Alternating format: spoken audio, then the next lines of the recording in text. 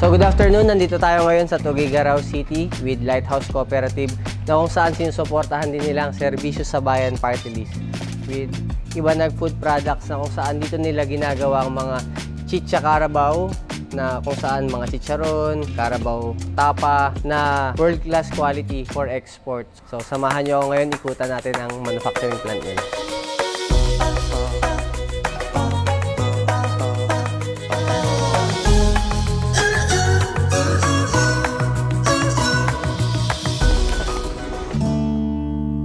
So ayan, nandito rin si Pastor Ross ng Lighthouse Cooperative.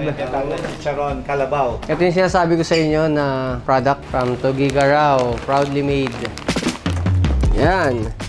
So nasubukan natin yung iba't ibang product ng Ibanag Food Product dito sa Tuguegarao City.